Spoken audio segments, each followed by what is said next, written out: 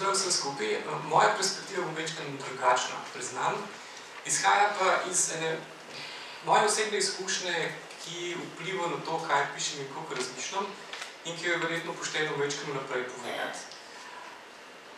Imel sem to srečo, da sem bil doma praktično rojen na tako knjižnico, zato sem že pri približno 3 letih bral. Pa sem imel očeta, ki je bil hkrati zanesenjak za glasbo in za tehnologijo, zato so me pač doma pričakali takile kupi LP plošč in v približno 7 letih računalnik. Od vseh teh ključnih prelomnih tehnologij 20. stoletja sem pobral to boljši in slabši. V knjigah sem zvedel veliko lepega, od pravljic do ljubezni literature. Sem pa tudi daleč pred internetom, pa YouPornom, pa vsem srečal tudi knjige, ki se verjetno še povsod skrivajo po kakšnih vaših knjižnicah iz zbirke Dotik, ker imaš take klasične pornografske in erotične literature. Skratka, knjiga me dala in eno in drugo. Televizija je isto, recimo. V odličnih BBC-evih dokumentarcijih in umetniških filmih, ki so zmeraj bile, sem se okužil po moje trajno z ljubeznijo do potovanja in do znanosti. Hkrati sem pa videl tudi veliko Tom and Jerryjev, Westernov in podobnega, mnogo mrtvih in ni bilo prav preveč vzgojno tisto, čemu sem bil izpostavljen. Računalnik je imel podobno vlogo in sicer od tega, da sem se naučil programirati in mi še danes zelo prav prije, da vem, kako deluje tale čudna škatla, kdo jo programira in čigave ukaze izpolnjuje, do tega, da je pod mojimi prsti in tipkami in brat je bil podobno sokriv, obležal ogromno sovražnikov, pošasti in drugih stvari, ki smo jih popili v računalniških igrah. Kar pomeni, vse to sem nekako dal skozi in kar je rata.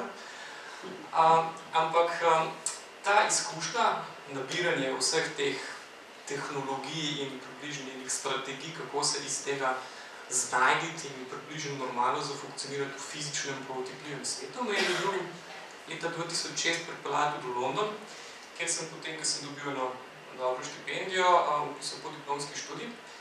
In ena od stvari, ker pač vse ta velika velemesta imajo eno prednost pred Ljubljano in to je, da se skoraj vsi in spet slabi in dobri trendi pojavljajo par let prej. In eden od teh trendov, ki je tako, zdaj bolj aktualen pri nas, je bil tole, pač dobro, te stvari se ne spreminjajo. Študent v Ljubljani ali pa študent v Londonu sestavljajo tudi študentske zabave, sicer je večkrat drugačen, ampak ne vizija o tem. Ampak kar sem pa ugotovil, ko sem začel hoditi po teh zabavah, je pa nekaj čisto doma nikoli nisem videl. In sicer, na takile zabavi je bilo veliko takih prizorov. Tehnologija takrat še ni jih čisto omogočila tega, da bi bil v enem telefonu oziroma v enem napravi hkrati računalnik in fotoaparat, da je bilo treba imeti fotoaparat posebej. Ampak vse več študentov, sploh azijskih, je imel poleg mobilnega, fotoaparata, je imel nekje zraven na zabavah že tudi recimo prenosne računalnike. In ko sem večkrat začel opazovati ta trend, sem pol malo bil zato, ker praktično vse je potekalo po Facebooku, to je bilo že 2006-2007 recimo, ker pri nas še to ni bilo toliko aktualno. Sem začel večkrat spremljati tako antropološko, kako to izgleda. In sem tudi začel hoditi na te zabave s prenosnim računalnikom. In sem pa začel ugotavljati, recimo, te punce čez 5 minut, ko je tale slika nastala, sta že tukaj. In to mi je bilo tako zelo fascinantno, zaradi tega, ker seveda so me tehnologije zanimale že od takrat in tudi v tistih letih sem že imel neke karijere novinarske, tehnološkega novinarstva pa kritike in glede na to, da sem bil potem študijsko, se mi pa to zdela taka skrajno imenitna ideja, da bi pa ta svoja antropološka opažanja zagovarjal v izpitni nalogi. In pa jaz to dajem takle osnutek, kako se bi tukaj odebelen. Internetna generacija se zabava na nove načine, svoje izkušnje iz fizičnega sveta objavlja v virtualnem svetu, na novih medijih se oblikujejo in izmenjujejo svojo digitalno podobo, takšno povezovanje z načinoma za omrežno družbo in blablabla. Cel moj ta povzetek te izpitne naloge je bil poln takih odebeljenih pojmov. No, sem pa imel zelo dobro mentorico, ki je rekla, pa dobro, sej to, kar razmišljaš, je res zanimivo, ampak jaz v tem tvojemu osnutku vidim eno drugo raziskovalno nalogo, ne tisto, kar si ti hotel razmišljati. In sicer, kako če bi se rajš večkrat vprašal o tistih odebeljenih pojmih? A si kdaj res razmišljal, kaj to pomeni? Kaj je zdaj to digitalna generacija? Kaj je zdaj to internetna družba? Kaj je to zdaj? V bistvu mi je tako, lepo, sesule celo osnutko. In je rekla, ampak se ste res zdaj vprašal, kaj vse to pomeni. Takrat sem res prvič postal pozorno, ona je uporabljala en tak fin izraz kontejner, en tak kontejner, oziroma zabojnik. Predstavljajo te pojme kot zabojnike, v katerih so skrite vse mogoče naslage in pomeni, ki za temi velikimi pojmi se skrivajo, stojijo, nič ne vemo o tem, kako so nastajali, zakaj se jih toliko veselo uporablja, kdo jih uporablja, kdo jih je lansiral, in pa kar je pa seveda tudi za sociologe in humaniste tako zelo dobro vprašanje, prvič, od kje sploh izvirajo in pa so res sploh premišljeni. No in takrat se res, sem v Bogu tiste svet in sem se začel s tem ukvarjati in to je bil en tak zame prelom, tudi intelektualno, ko sem se začel veliko bolj kot s opisovanjem in spremljanjem trendov, zgolj kot se dogajajo, razmišljati o tem, kaj res pomenijo in jih predvsem filtrirati, da bi približno ugotovil, kaj od tega je res trajno, kaj je začasno, kaj je marketinščina, kaj je mogoče opredeliti kot neko tako teorijo, razmeroma trdno in opisati, kje prihaja in zakaj.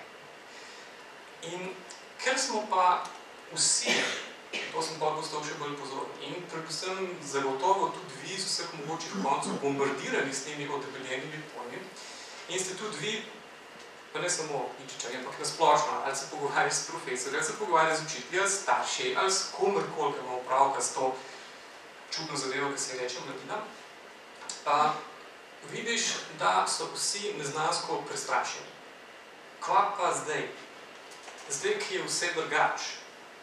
Oni so tam, mi smo tle. In se tukaj ustvarja tak neverjetna umetna distanca med tem, ko smo mi eni čudni, ne vem, zastareli marsovci, med tem, ko so oni nekaj, kar živi danes v tem času in pozabljamo na vse, kar sociologija, pa psihologija, pa razvojna psihologija, pa evolucijska teorija ve o razvoju človeške vrste in mislimo, da samo zaradi tega, ker smo namesto tega, kar je bil, če se odraščal na podeželju v moji mladosti, se večkrat hecam, je bila ključna nova tehnologija, ki je vplivala na življenje in bivanje mladih, je bil moped.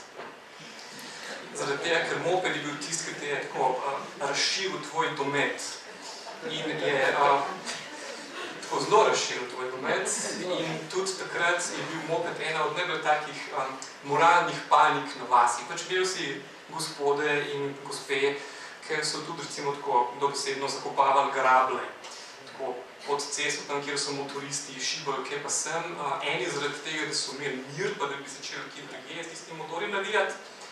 Ja, eni so pa tudi vedeli, da je bil motor v tistih časih en tako orodje razvrata.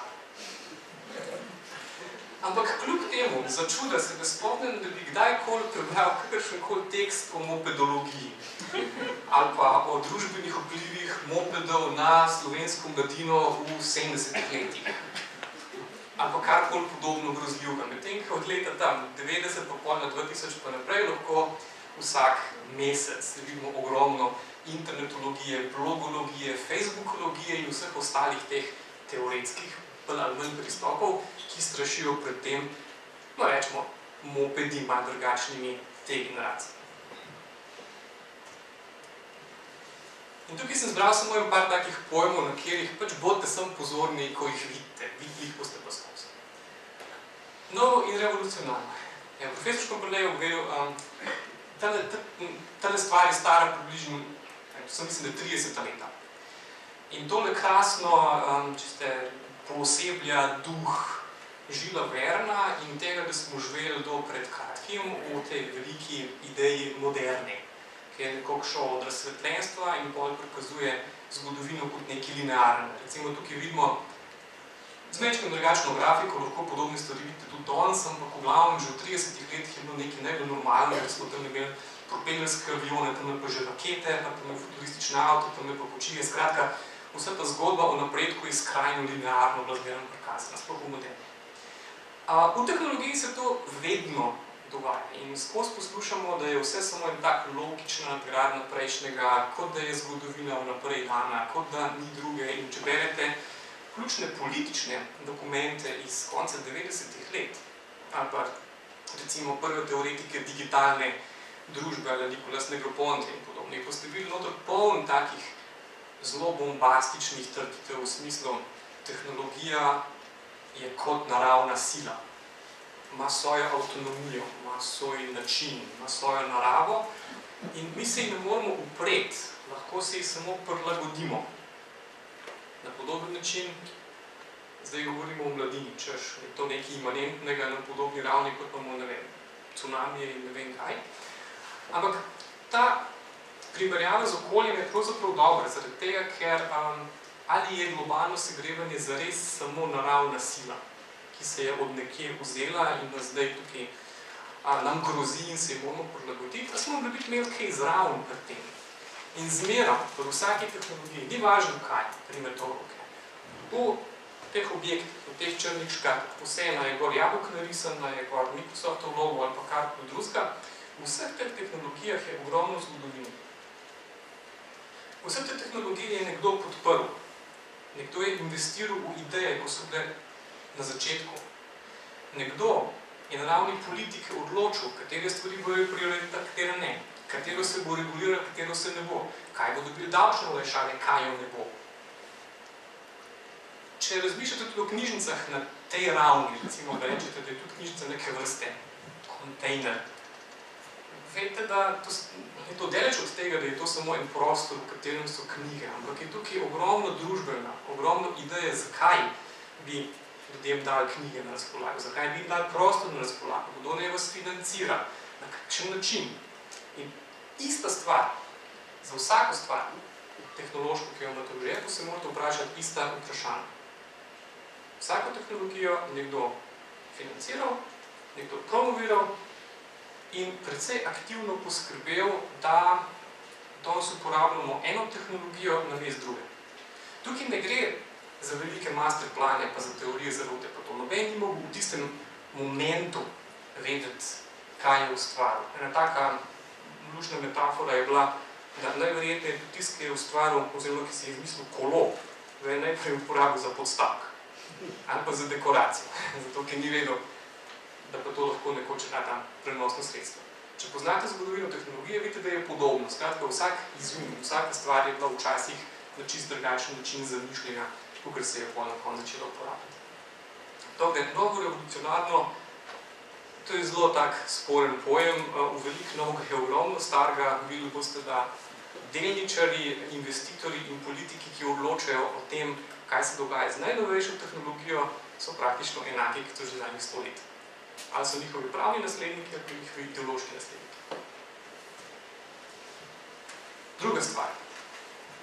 To sem že večkrat načel s vprašanjem mobe generacije.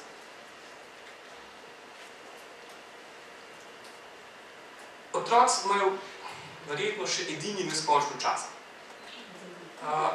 In v tistem in na podoben način, kakor se jezikoslovci zmerno sprašujejo, na kakšen način nekako poustvariti otroško učenje jezika, dostikrat je bilo preveč poudarka tudi na tem, da so otroški možgani toliko neprimerno bolj elastični in dojemljivi in take spužvice, da se veliko hitreje učijo. Ja, seveda je to res.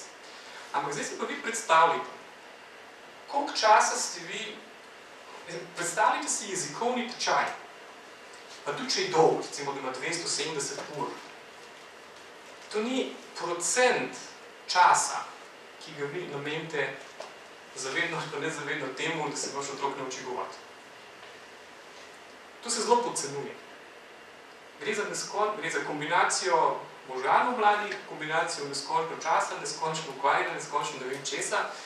In to, da se je zdaj ustvarjal tak hecen vtis, da so pa, ne vem, samo mladi uporabniki, tisti, ki so zdaj kar naenkrat digitalni domorodci, samo zaradi tega, ker so obdani s tokenimi novimi tehnologijami, mi vsi smo pa čist out, je brez veze. Vzemite si cajt. Mislim, če si lahko predstavljate, da si vzamete neomejeno čas, tako par mesecev, katero rabo novega orodja ali pa računalnika vas presega.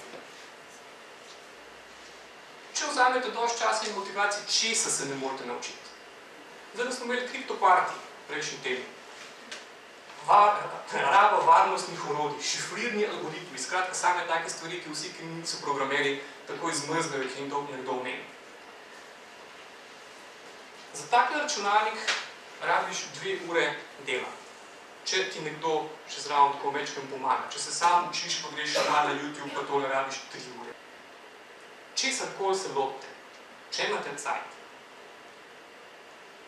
verjemite, da boste po kompetenci, ne samo v tem, da boste to znali preživeti pa tole, ampak da boste po kompetenci zelo hitro dosegli tele čudežnike, ki nekako plavajo in taki imaginarji tistega, kar nas čaka in kar je nekaj čist drugega od nas. Kažejo pa tudi vse te mogoče raziskave, ki sploh omenjenih sveda, ki imam jih prej, da naj generacija oziroma starostna skupina, ki deleč največ prihaja na internet, ni tista do 16, ampak tista po 55. Ja, no.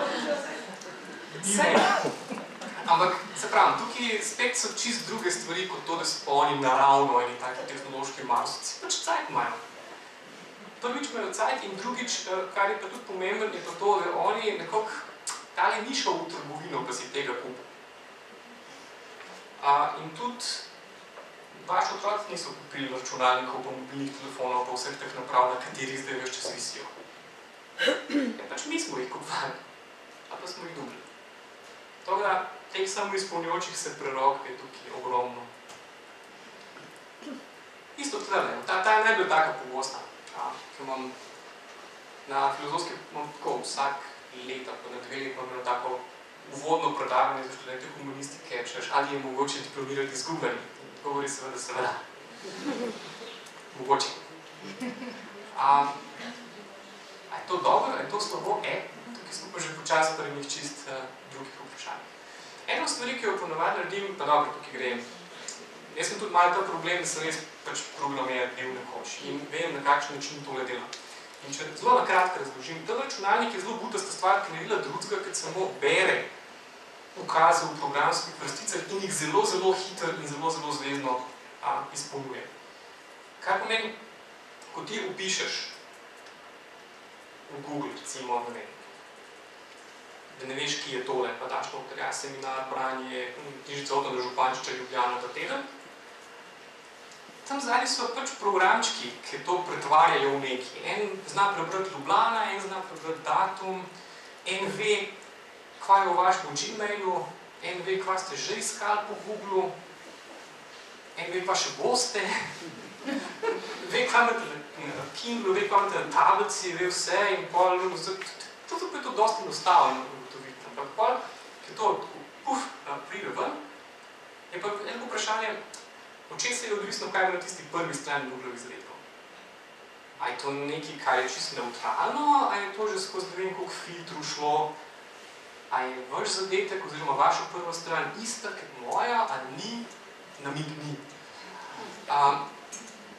In vse to so stvari, ki jih ne dobiš samo z rabo teh orodij. In tukaj lahko se spet malo ponovim, seveda danes znajo vsi Google uporabljati, mislim, koliko ne, Google pa ne bi. Ampak, kdo uporablja koga? A mi uporabljamo Google, a Google uporablja nas? A ti lahko priprečiš, da Google uporablja tebe, če ne veš, kaj je za njim? A mladi vejo, kaj je za njim? Seveda ne vejo. Če se pogovarjam s programerji in moram tako osnove politične ekonomije razlagati, vidiš, da tudi oni, ki vejo vse o programiranju, ne vejo točno, zakaj je na Googlovi prvi strani to, kar je. In to zvejo še lepo, ki enkrat grejo delati za Google. Ki povejo, ja, veš, vse to, ki ti programiraš, to je vse lepo in fajn. No, veš, treba je pa še upoštevati to, pa to, pa to, pa to, pa to, pa to, to je konkurenca, pa to je regulator, pa to je vlagatelj, pa ta bira denar, pa ta je delničar, pa ta bi in pa ugotoviš, da ti kot programer tudi nisi glih toliko neutralen, kot bi, ampak na podoben način, kot če si v šoli moraš slediti učnemu programu, če si v ne vem kje moraš slediti v drugem programu, tudi vsak programer mora slediti temu programu. In ta mit, da vsi tisti, ki uporabljajo Google, so kar generacija Google, je heca. In tudi vse te silne kompetence, ki jih dostakrat mislimo, mislim, v resnici. Če gledate, je do računalnik pred 15 leti veliko težje uporabljati, kot danes telefon na tablico. nekdo, ki danes uporablja Facebook, Twitter ali pa Snapchat ali karkoli, potrebuje natanko toliko tehnološkega znanja, kakor ste ga vi potrebovali, da ste dali video kaseto v video rekorder, pritisnili play in na televiziji izbrali program, kjer ne to predvaja. To je toliko nezapleten. In iz tega delati kakšne silne kompetence čisto brez veze. Ti si lahko dober uporabnik tega, lahko imaš izvirne načine rabe, ampak kako si pa tukaj kompetentni, pa kako to res štegaš, je pa drugo vprašanje. Spletne skupnosti, a to je še ena taka stvar, to sem prav pomislil, ko ste prej omenil komentarje. Ena taka, če hočete delati kariero v tehnološkem svetu, je zdaj ena od najboljših možnosti, da se ukvarjate z analizo velikih omrežij in velikih podatkov. In da po možnosti še združujete programerske veščine s sociologijo in pa uporabnim žugoslojem, ker to seveda pomaga na uporabne načine, da bomo prodati in uporabiti to, kar ugotavljati. No, ampak ta analiza teh spletnih omrežij je pokazala na tako zelo zanimivo reč. In to je, da verjetno vsi veste, da ker ste prvič videli za internet, so bile to podobe, ki so zelo spominjali na nevronske mreže v možganah. Zmeraj ste videli mrežo, posebej mrežo, nekaj povezan, tako neomejeno, globalno, prepleteno. Analize spletnih skupnosti kažejo, da je v resnici internet mnogo bolj kot mreži podoben milnici.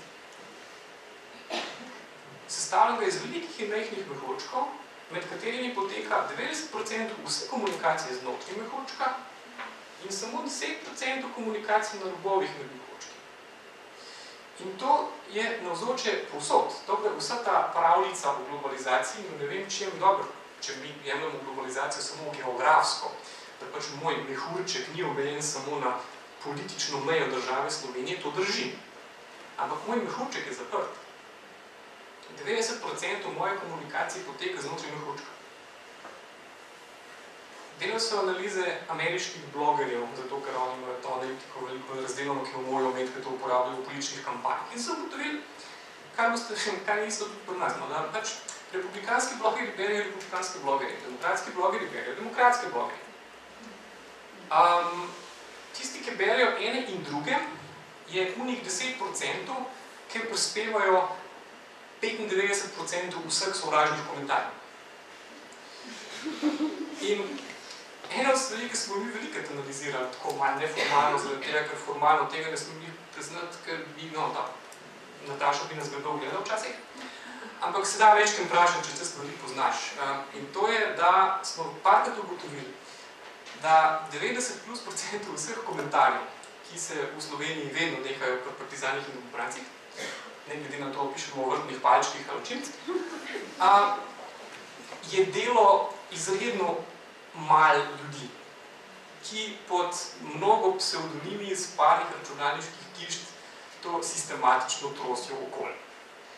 In ustvarjajo vtis, da je internet taka silna patologija, pa da je gor samo slabo, ne vem kaj, in se širi pol vse od političnih zarod do tega.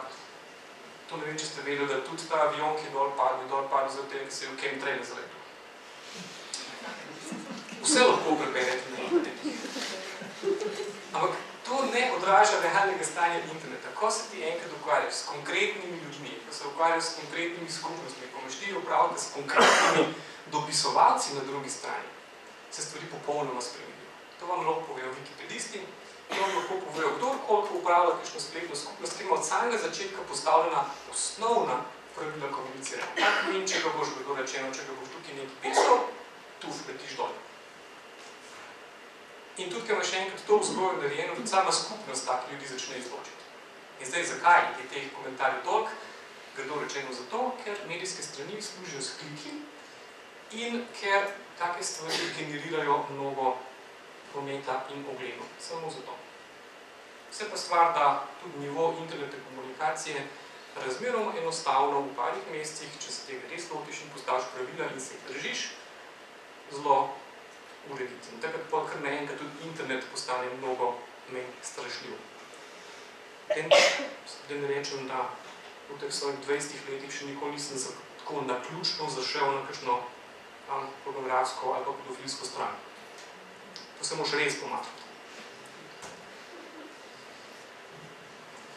Isto tole, družabno družbeno, to je bilo danes že omenjeno, ker se številni psihologi sprašujejo, a ni internet samo krasno znov kot poslovni model izkorišča človeško naravo.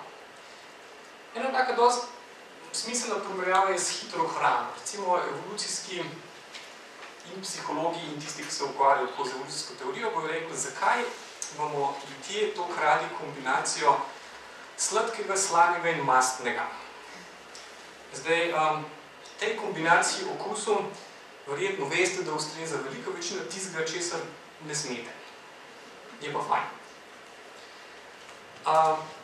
Teorije pravijo, da je to povezano pač s tem, ker smo bili savansko-stepska bitja, ki niso kaj dosti razmišljali več kot zdonski jutr in ker je v naravi vse tisto, kar je sladko pa mastno, dragocen vir energije, ki jo treba čim prej tako pojesti za to, da si pol izboljšaš možnosti, da boš preživel malo dlje, ker tisti, ki niso prišli do takih finih energetskih priboljškov. Zdaj pustimo, koliko je to vse čisto točno res, pa koliko ni res. Ampak je pa eno izmed pojasnil, ki kaže, da najverjetneje določene lastnosti, pa ne bojo to psihološke ali pa fiziološke, ki so nam zelo koristile pred milijonom let, danes niso več toliko idealne. In teorija pač tudi tako pravi, da če si izpostavljen preobilju visoko energetske hrane, je za nas tako zelo težko se toliko samodisciplinirati, da hujšaš. In nekaj podobno pravijo psihologi tudi za internet. Da je tole en tak krasen orodje in orožje za zagotavljanje tega dopaminskega kompleksa, ki nam skozi daje take mehne nagradice. Zaradi tega, ker če smo čisto pošteni, čeprav gre velikrat za spam ali pa za kakšno službeno stvar, ampak to, da ti telefonček tako lepo zavibrira, pa da se konvertice nariše, pa da računalnik naredi ping, vse jim kaže, da je kdo misli na tem. In pol, tako, se ti malo nadležen, pa malo fajn, no. Če bi dolg cajt ni meni konvertice, to malo ni fajn. In to je pač spet, brez kakšne hudi teorije zarote, ampak te stvari so prav narejene tako. Ene so opažene, da to deluje, ogromno je pa tudi sistematičnega preizkušanja tega. Recimo, ena taka luštna stvar, ki jo delajo tisti, ki razvijajo spletne strani, se temu reče A/B testing, oziroma A/B testiranje. To pomeni samo to, da recimo na tele polovici uporabnikov na prvi strani Facebooka pokažem števc prijateljev, tele skupini ga pa skrijem. Vi tega ne veste, ker se logirate na Facebook, pač vam pride gor in vi ne veste, da ste del poskusa. Ampak pač eni vidite števc, eni ne vidite števca. In pa vas analiziram 3 mesece. In pa ugotovim nekaj zanimivega. Tist, ki sem mu pokazal števc, še celo več števc naredil, je veliko več prijateljev dodal, veliko hitreje kliknil potrdi, veliko več je sam pošiljal povabila drugim prijateljem, kar samo kaže, evo te pa ta uporabno ljuboslovje, ker ga jih ne razlagamo v podrobnosti, vemo pa, da deluje na podoben način kot nagice na avtomobilskih oglasih. In ugotovimo, da pač, če pokažemo ta števc, ti naši vrsti očitno zabrenkamo na eno struno, ker pade na števc. In isto ugotavljajo tudi tisti, ki si dajo, recimo rekreativci, ki si na biciklu dajo števc. Ali pa, ki začnejo uporabljati uro z GPS-om, ki ti na Google Mapsih takoj, ki priješ s pohoda ali pa z bicikla, takoj nariše, koliko si naredil, pa to vsi opažajo, da prej ali pa kasneje začnejo vsi tekmovati števcem in futrati števcem. Skratka, to je načrtno. In tudi tista skrinca ali pa košarca na Amazonovi trgovini ali malo večja, ali malo manjša, ali malo to ti vse sprobali na milijonih uporabnikov in tisto, kar vidite, je nekaj, kar deluje in kar po 3 mesecih unemu lastniku na koncu prinese mnogo milijonov več kot polna verzija, ki jo ne vidite. In ena od stvari je seveda tudi to, da je ta tehnologija omogočila nekaj, kar očitno radi počnemo in kar vidimo tudi pri recimo družabnih medijih, da v preteklih časih ljudje niso imeli toliko zapovedati sploh v javnosti, preprosto zaradi tega, ker niso imeli možnosti. Če jim pa to možnost damo, pa dobimo današnji internet. In tukaj smo po novih medijih, kar je pa še ena stvar, ki je levi. In tukaj pa ta moja panoga mehnica se prekrije z vašo, predvsem založniško. Veste nam, se tukaj ne manjka ene ironije in to je, da s svojim profilom delam za najstarejši množični medij, ki pa je izumira. Pišem dolge tekste za tednik znotraj dnevnika. To, če v tujini rečem, z svojim profilom, to delam krv. Itak, da bi mogli biti nekje. Prsne v četu.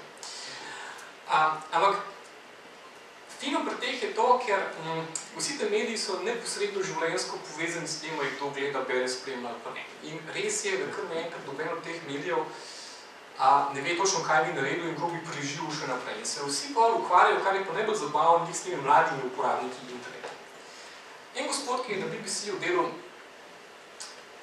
30 let študije občinstva, mi je enkrat razlagal, rekel, jaz ne vem, zakaj naenkrat ta obsedenost z mladimi uporabniki. Ti so najbolj brez veze. Rekel, BBC je imel od nekdaj dober otroški program, pa dober odrasel program. Britanski najstnik, tako ne, 12 do 20, ki bi gledal BBC, z njim ni vse v redu. Zaradi tega, če je normalen, sem poskusil distancirati od vsega, kar ga spominja na to, da je bil včasih otrok, pa je gledal, ne vem, BBC nisem, pa telebajski, pa Kitaj, mislim, ko bo umrl, da se nauči na to pomisle.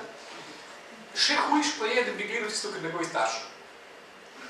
In za nas je bilo nekaj najbolj normalnega, da najstniki so brez veze, s njimi se ne ukvarjamo. Pač pustimo jih, ki so enkrat otroci, pa jih počakamo in ko začnejo iskati službe, ki začnejo zbirati univerzo, ki začnejo se ukvarjati z resnim življenjem, jih pa itak na odraslem programu spet pa čakamo. In rekel, edini problem, ki je zdaj ratno, je to, da se je ta najstništvo večkrat podaljšal. Rekel, da se to ne neha pri 15, ampak ima še 35 let, ki so bili taki. In jim tudi ne moreš odraslega programa prodati. No, ampak kakorkoli že, tukaj je pa ena stvar, dobro poročeno knjigo in sicer od Toma Stendiča, ki je zgodovina novih medijev in napisal luštno knjigo prvih 2000 let družabnih medijev, ki se pa začne s tem, da bere grafite, ki so jih odkrili na zidovih Pompejev. In ugotoviš, da je vsebina praktično lista, ki je lahko dosti pregreš na Facebooku. In potem je šel ogromno takih luštnih zadev. Recimo, kaj je bil največji dejavnik, ki je spodbujal razvoj tiska in pismenosti v Nemčiji? Ja, reformacija. Zaradi tega, ker so ljudje na veliko brali in si distribuirali Lutrove pamflete in tisto, kar so njegovi nasprotniki. In so taki čisto resni podatki, ki kažejo, da je takrat za 10% in več narasla pismenost v tedajni Nemčiji. Zato, ker so enostavno ljudje hoteli brati. Na podoben način, ki je bila britanska monarhija v največji krizi, je bilo to super za tiskarje in za pismenost, takrat so ti pamfleti in vse na vrhuncu. Medtem, ko se je pa enkrat, recimo, ta monarhija spet ustoličila in postavila, je pa v prihodnih 50 letih pismenost za 5% padla. Ker je bilo očitno meni zanimivo spremljati, kaj se v svetu dogaja. In to so ene take stvari, na kjer pa spet radi pozabljamo, da so vse te stvari izredno, da imajo svoj čas. In da tudi mi zelo težko govorimo o kakršnih koli vplivih novih tehnologij, v resnici smo pa z nečem še 10 let približno normalno seznanjeni.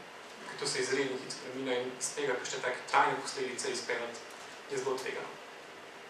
No in pa seveda še daje na hitro, ki je pa tudi javljate že. Kako bom že? Evo že 2.7. Ko vsi rečemo, to smo si autentični, to si zdaj pa na internetu končno lahko vsak pokaže, kakšen je v resnici. 2.7 sem v Guardianovem temu nasvetovalcu, ki ima vse mogoče te, sprašujete svetovalce, kaj pa zdaj. Zdaj sem videl tole zadevo, kaj je oblečen za na Facebookovo fotko. In zdaj tak eksperiment o tem, koliko ste autentični, tisti, ki uporabljate Facebook, lahko verjetno pomislite, da od tistih stotin in tisočev fotk na vašem smartphonu, ki jih naredite toliko, presnet premislite, kjer boste dali na Facebook za profilko.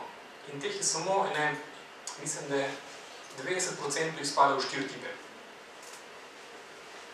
Resno dostojanstveno. Neki avatarsko, eno žvalca in ne vem kaj, neki. Ena Facebook party, ki je odgori s telefonom, pa imaš tiš čudni pogled od nek, pa pomožno še da ne rečemo v frismi, tako je ene 4 tipi so. In vsi točno vejo, kako je. In če smo kaj ugotovili na vseh teh študijah, je to, da so mladi predvsem ugotovili nekaj drugega, ne da so avtentični, ampak da na internetu ves čas nastopajo. Kar pomeni ne misliti, da oni ne vejo, pa da se zavedajo vseh teh tveganj, pa to je. Ne, oni igrajo, tako kot smo mi. Ker smo točno vedeli, na kakšen način moraš, ne vem, v kakšno knjigo skriti, kaj sem resnic zbral v šoli. Na podoben način oni to delajo s tem, da vse hitreje vejo, da to, kar je na javnem profilu, je v resnici samo njihov javni nastop, ki ga bojo verjetno gledali starši, pa kakšni algoritmi, pa kakšni predhodni delodajalci in podobno. Tako da, nekaj dosti. In še tukaj, kar sem bolj že povedal, zakaj so pa glih mladi toliko zanimivi za medije, raziskovalcev, oglaševalce in splošno. Ja, prvič, mladi kot mladi, od kulta mladosti do te asociacije mladosti je prihodnost, do moralne panike, ki je mladino treba zmerno obvarovati, in pa predvsem, ker so izredno pomemben trg. Ne samo neposredno, kot ki nimajo toliko velike kupne moči, ampak kot nekdo, ki izredno vpliva na to, zakaj boste vi zabavili. In pa tehnologije je enako napredek, je enako nova ekonomija, enako ustvarjalna družba in seveda ni politika danes, ki bi upal iti v javnost v program pa tole, pa ne zagovarjati napredka. In kar velikrat poudarim, je pa tole, ki je citat iz enega od pred časom so nekaj delali čistko ena marketinška raziskava in so ugotovili, da kar pa itak vidimo, da so mladi danes lih toliko zanimivi in hkrati negotovi in hkrati drzni in hkrati ziheraški in hkrati vse ostalo, kot so bili v času Aristotela, ki se je lih tako zgražil, kakšna da je mladina. To je ena taka zgodovinska konstanta. Druga taka zgodovinska konstanta je pa napisal Douglas Adams, avtor slavnega štoparskega vodnika po galaksiji, ki je rekel, pač vsaka tehnologija, s katero se rodimo, nam je nekaj najbolj normalnega in samoumevnega. Vsaka tehnologija, s katero se srečamo, ko smo stari 18 let, je krasna prilika, da iz nje naredimo dobro kariero. In pa vsaka tehnologija, s katero se srečamo pri 35, bo zagotovo prinesla najbolj konc sveta. Tudi to se skozi ponavlja in zato, če vas že proti čem z nekaj, da bom tukaj strašil proti nobeni drugi stvari, kot po strašenju. Pač ne se pusti strašiti. Hvala.